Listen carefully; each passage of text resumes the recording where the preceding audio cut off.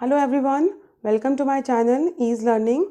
My name is Monica Saigal and today we will discuss National Education Policy 2019. National Education Policy 2019 is very important for all upcoming teachers and students and each and every citizen of this country. The policy aims to universalize and the pre primary education. देखिए यहाँ पे universalise की बात की गई थी pre primary education के लिए to provide foundation literacy. Foundation literacy का मतलब यहाँ पर ये है कि एक बेस प्रोवाइड किया जाए सभी के लिए, ताकि आप एक फोर्थ स्टैंडर्ड के बच्चे से भी अगर पूछें कि उन्हें मल्टीप्लिकेशन और डिवीजन के कंसेप्ट पता है तो they can answer. That means हमारी एजुकेशन क्वालिटी बेस्ड एजुकेशन हो, ऐसी एजुकेशन हो जो क्वालिटी एजुकेशन हम प्रोवाइड करें अपने कंट्री में। तो इस पॉलिसी का मेन एम यही था कि क्वालिटी बेस्ड एजुकेशन को प्रोवाइड करना, वैल्यू बेस्ड एजुकेशन प्रोवाइड करना सभी को। तो यूनिवर्सलाइज किया गया आपकी प्री प्राइमरी लेवल पर। इससे पहले हमने आरटी एक्ट की भी बात की थी। तो आरटी एक्ट में आपकी 6 to 14 ईयर्स कवर किए गए थे और इस पॉलिसी में आपके 3 ईयर्स से आपकी एजुकेशन कवर होगी टिल दी 18 ईयर्स। तो दैट मीन्स इस पॉलिसी का मेन एम था यूनिवर्सलाइज करना एजुकेशन को, कि फाउंडेशन ईयर्स जो होते हैं बच्चे के वहाँ पर एजुकेशन उन्हें मिले। Next we have the draft of, जो अभी ये बात मैंने आपको की, draft of new education policy. Draft की बात की गई है, एजुकेशन पॉलिसी अभी तक नहीं आई है। एक ड्राफ्ट पेश किया गया है टी.एस. सुब्रमण्यम की कमेटी में। टी.एस. सुब्रमण्यम की कमेटी में एक ड्राफ्ट पेश किया गया है और इनके जो चेयरमैन है वो है आपके डॉक्टर के कस्तूरीरंगन। डॉक्टर के कस्तूरीरंगन एक बहुत ही फेमस पर्सनालिटी हैं, फॉर्मर चेयरमैन रह चुके हैं ये इसरो के, और ये आपके पद्म विभूषण से भी सम्मानित हैं। इन्हीं की सजेशंस और रिकमेंडेशन पर इस पॉलिसी को अप्लाई किया जाएगा और एक ड्राफ्ट प्रिपेयर किया गया है। के कस्तूरीरंगन की अगर बात की जाए तो इन्होंने हर वो कंडीशन और सजेशन दिए हैं इस पॉलिसी को कामयाब करने के लिए, और नेक्स्ट 20 ईयर्स तक एजुकेशन पॉलिसी की अब रिक्वायरमेंट नहीं होगी। इससे पहले आपकी कोठारी कमीशन 1968 में और उसके बाद 1986 में आपकी पॉलिसी आ चुकी है, जिसे बाद में लेटर मॉडिफाई किया गया 1992 में। दैट मीन्स और अब जो एजुकेशन पॉलिसी आपकी बात की जा रही है तो नेक्स्ट 20 ईयर्स तक किसी भी पॉलिसी की रिकमेंडेशन की ज़रूरत नहीं पड़ेगी, क्योंकि इतना इन्होंने इसमें सजेशंस और चीज़ें ऐड कर दी हैं। अब बात की जा रही है फाउंडेशन पिलर्स की। फाउंडेशन पिलर्स क्या हैं इस एजुकेशन पॉलिसी के लिए? देखिए फाउंडेशन पिलर्स जो ये 5 दिए गए हैं, इसी में बहुत सी चीज़ें इंक्लूड की गई हैं और कंप्लीट स्टडी हम करेंगे इसके बारे में। फर्स्ट है हमारा असेस। असेस का यहाँ मतलब है ईजी टू रीच, कि आपके जो स्टूडेंट हैं वो स्कूल जा पाएँ, स्कूल इतने दूर ना हो। पहले भी आपके एनसीएफ में और आरटी एक्ट में आपके स्कूल के जो एरिया है 1 और 3 किलोमीटर की बात की गई है, तो उसी पर जोर दिया गया है कि स्कूल बच्चों के पास हो, और या उन्हें हायर एजुकेशन चाहिए तो उनके पास कॉलेज हो। मैंने बहुत देखा है कि हमारे इंडिया में ये प्रॉब्लम फेस करनी पड़ती है कि ग्रेजुएशन भी हो जाती है और मास्टर्स डिग्री कुछ विलेजेस में है नहीं, कि मास्टर्स आपकी इस पर्टिकुलर एरिया में नहीं है, आपके कॉलेज नहीं है, तो हायर एजुकेशन बच्चे नहीं ले पा रहे, या बेसिक एजुकेशन टिल 12th भी नहीं है, तो वो बहुत प्रॉब्लम एक फेस करनी पड़ती है बच्चों को। और अगर आपकी गर्ल्स चाइल्ड है तो वो तो मास्टर के लिए बाहर जाना भी उनके लिए पॉसिबल नहीं है, क्योंकि पेरेंट्स कई बार अलाउ नहीं करते। तो एटलीस्ट आपके एरिया में, जिस विलेज या जिस सिटी में आप रहते हों, एटलीस्ट इतने कॉलेज हों जो हायर एजुकेशन और स्कूल एजुकेशन प्रोवाइड कर पाएँ, कि एटलीस्ट ग्रेजुएशन के बाद मास्टर्स के लिए उन्हें एरिया अपना चेंज ना करना पड़े और एक सिटी दूसरी सिटी ना जाना पड़े एक मास्टर्स डिग्री के लिए। एटलीस्ट मास्टर्स डिग्री तो अवेलेबल हो हर सिटी में। तो असेस की बात की गई कि इजी टू रीच। इक्विटी की बात की गई कि जेंडर इनइक्वालिटी को बिल्कुल भी कंसिडर नहीं किया जाएगा। Both are equal. अगर बॉयज़ की बात की जाए, गर्ल्स की बात की जाए, तो दोनों बोथ ही इक्वल हैं, तो इक्विटी रहनी चाहिए एजुकेशन में। उसे जेंडर इक्वालिटी और इनइक्वालिटी के बेस पे डिवाइड नहीं किया जाएगा। क्वालिटी सबसे ज़्यादा जोर यहाँ पर दिया गया है, इसलिए फाउंडेशन पिलर्स कहाँ कह रहे हैं हम कि क्वालिटी एजुकेशन देनी है बच्चों को। देखिए हम जिस एजुकेशन को पास आउट करके निकले हैं, तो हमने वो एजुकेशन पास की है कि अगर अफोर्ड कर सकते थे तो आपने क्वालिटी एजुकेशन ले ली, आपके पास एक क्वालिफाइड टीचर्स हैं, अगर आप स्कूल अफोर्डेबल स्कूल्स में हो जहाँ आप अफोर्ड कर सकते हो तो आपने क्वालिटी एजुकेशन ले ली। लेकिन जो स्कूल्स हैं, छोटे स्कूल्स हैं जो अफोर्ड नहीं कर पाते थे, तो टीचर्स भी वैसे ही थी या फिर स्कूल इन्वायरमेंट भी वैसा ही था, जिन्हें खुद भी नॉलेज नहीं थी और नॉलेज आगे पास आउट भी नहीं कर पाए। लेकिन अब बात की जा रही है कि क्वालिटी एजुकेशन मस्ट है।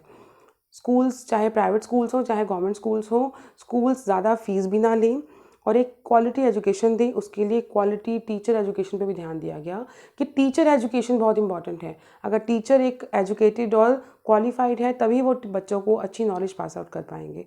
क्योंकि क्वालिटी की यहाँ पे इसलिए बात की गई है कि value based education and quality education must है। अब है अफोर्डेबिलिटी। मैंने आपको अभी बताया कि हम जिस अभी बैकग्राउंड से निकले हैं, तो अगर जो बच्चे कर पा रहे हैं अफोर्ड, उन्हें अच्छी एजुकेशन मिल गई, जो नहीं कर पा रहे वो छोटे स्कूल्स में हैं तो उन्हें एक अच्छी एजुकेशन नहीं ले पाए, तो उन्होंने भी उनके कंसेप्ट ही क्लियर नहीं हुए, उनका बेस ही क्लियर नहीं हुआ। जब बेस आपका स्ट्रॉन्ग नहीं होगा तो आप आगे कुछ नहीं कर सकते। लेकिन अब बात की जा रही है अफोर्डेबिलिटी की।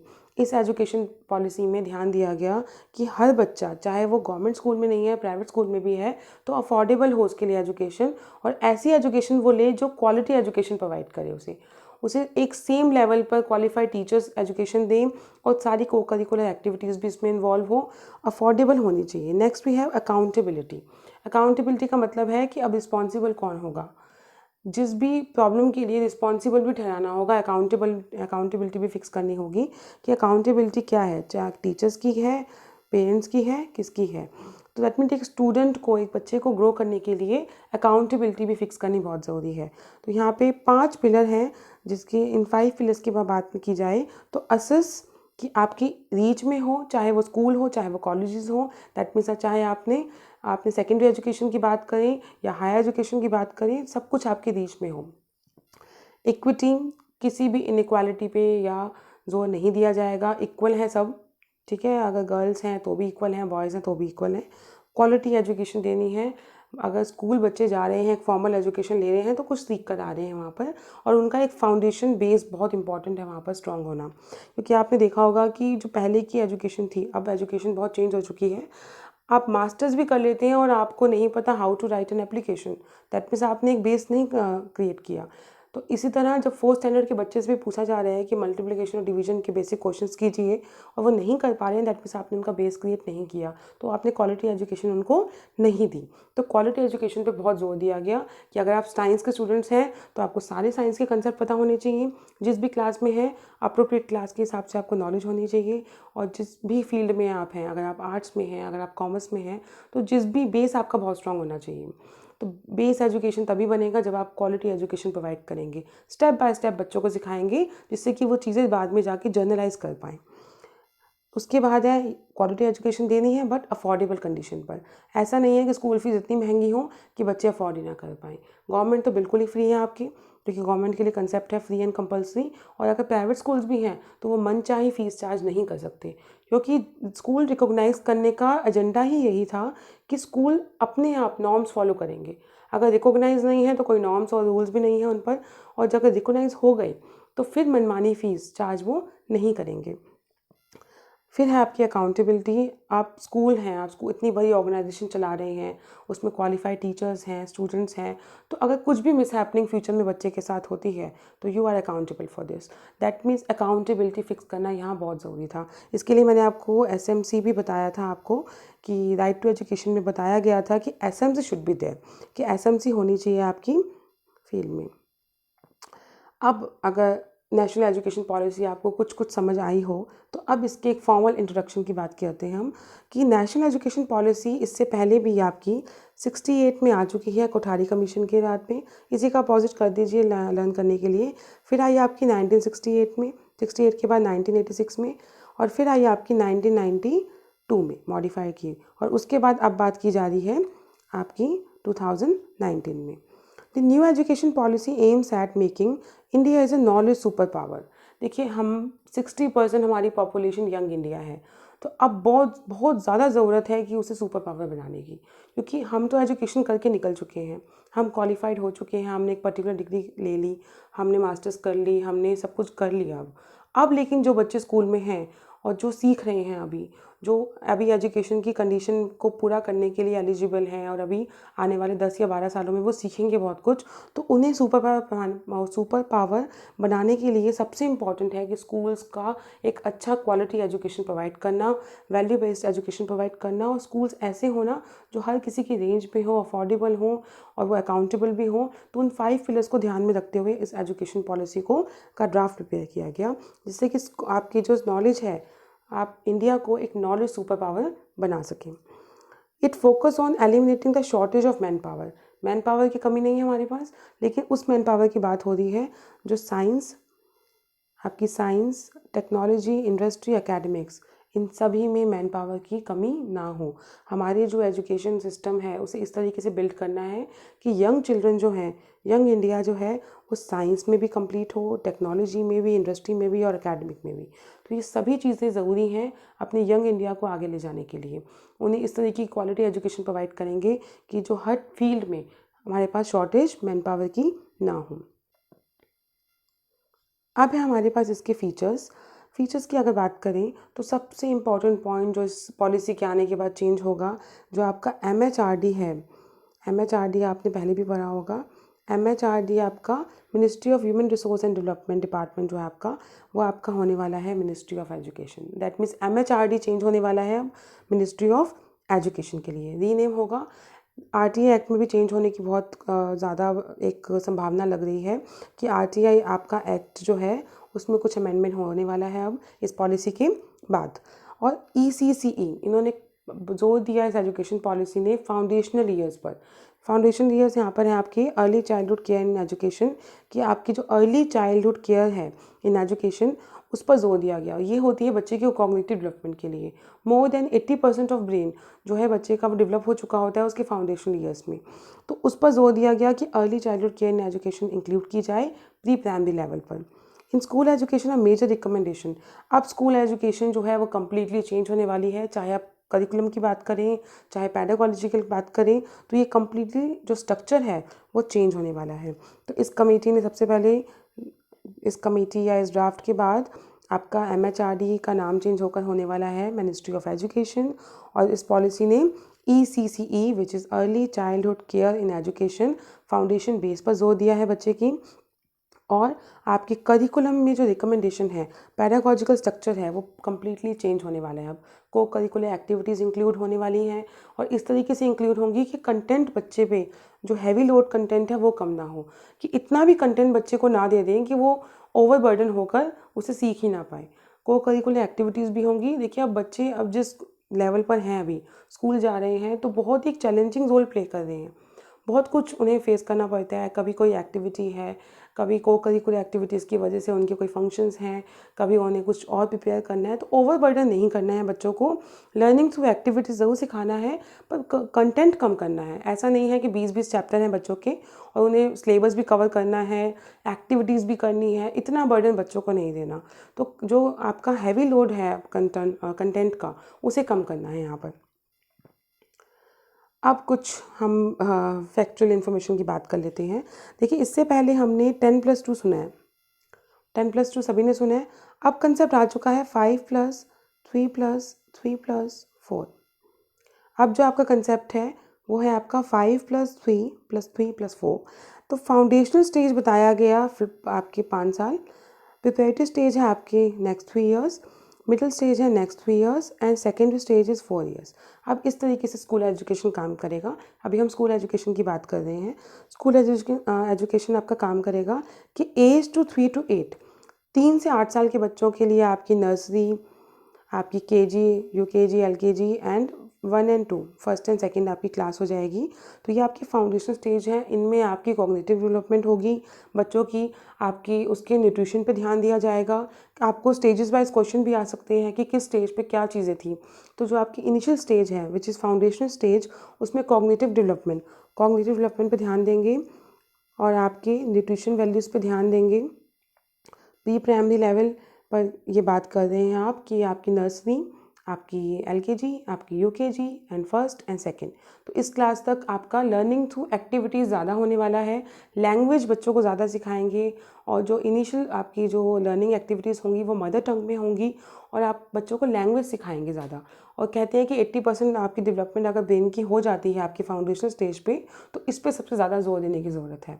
फिर है आपकी preparatory stage which is age 8 to 11 years which is 3 to 5। अब बुक्स इंट्रोड्यूस होने वाली हैं, ठीक से कंटेंट आएगा, एक फॉर्मल एजुकेशन की तरफ बच्चों को लेकर जाएंगे कि क्या आपके चैप्टर हैं, चैप्टर वाइज उनको अच्छे से स्टडी किया जाएगा।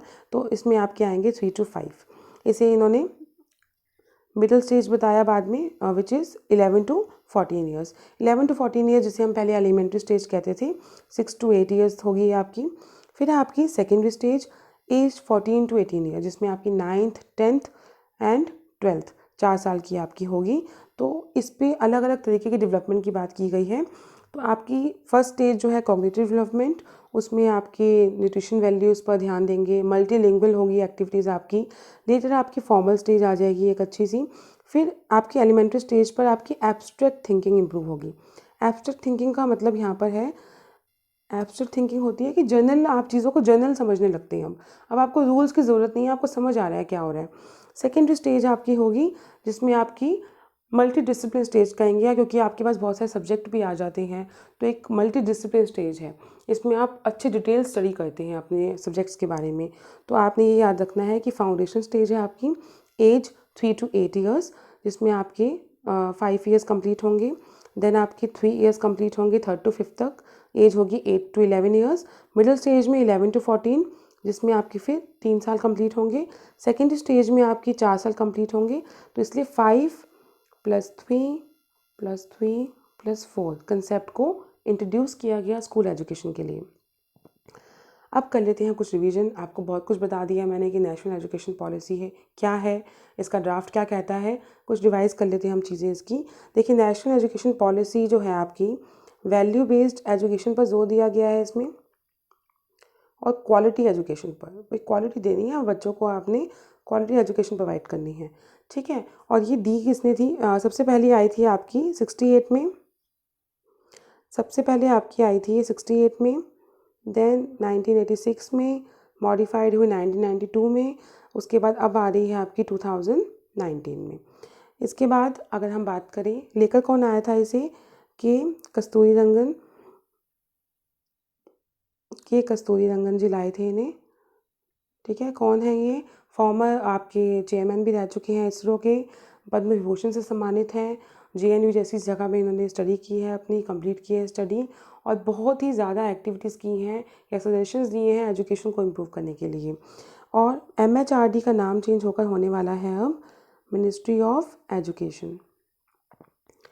इसके अलावा अगर हम बात करें तो जो कमेटी थी, मैं आपको ये भी बता दूं, मुझसे ये बताना रह गया, जिस कमेटी के रिकमेंडेशन में आए थे तो 10 मेंबर्स थे उनके और 1 सेक्रेटरी। के कस्तूरी रंगन के अलावा 10 मेंबर थे और 1 सेक्रेटरी थे, ठीक है। और इसके अलावा यूनिवर्सलाइजेशन पे जोर दिया गया कि बच्चे को जो एजुकेशन मिलेगी, यूनिवर्सल एजुकेशन पे जोर दिया गया, यूनिवर्सलाइजेशन पे जोर दिया गया। और अगर इसके बारे में हम बात करें तो इस एजुकेशन में आपको जो अर्ली चाइल्डहुड केयर है ECCE पर मेन फोकस किया गया है। ECCE पे मेन फोकस करने के बाद अगर हम कंसेप्ट की बात करें तो 5 + 3 + 3 + 4 इस पॉलिसी को ध्यान में रखकर किया है।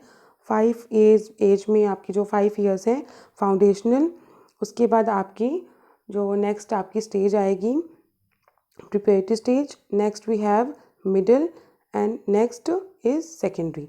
तो 5 साल आपके होंगे फाउंडेशन ईयर्स के, फिर आपकी प्रिपरेटरी स्टेज जिसमें आपकी टिल 1 to 2 आपकी सेकेंड क्लास तक, फिर 3rd to 5th, उसके बाद आपकी 6 to 8th, then we have 9 to 12।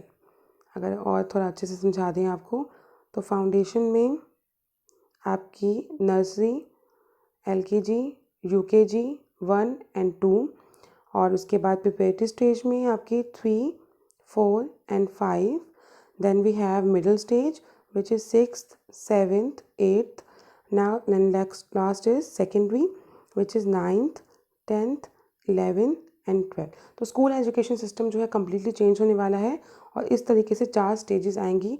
और फाउंडेशन पिलर्स भी हैं आपके। फाउंडेशन पिलर्स आपको मैंने अभी बताए, असेस, उसके बाद आपके असेस के बाद थी आपकी क्वालिटी, अफोर्डेबिलिटी, अकाउंटेबिलिटी, और एक आपका और है आपके 5 पिलर्स में इक्विटी। असेस, क्वालिटी, आपकी अफोर्डेबिलिटी, अकाउंटेबिलिटी एंड इक्विटी। एक बार आपको और अच्छे से समझा देती हूँ इसके बारे में।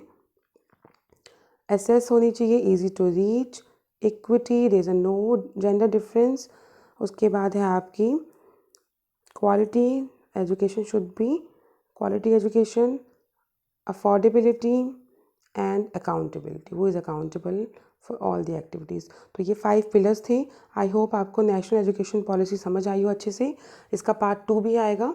नेक्स्ट वीडियो में इसका डिटेल हम डिस्कस करेंगे इसके बारे में. अगर आपको वीडियो ये हेल्पफुल लगी हो, so please like, share and subscribe to my channel. Thank you.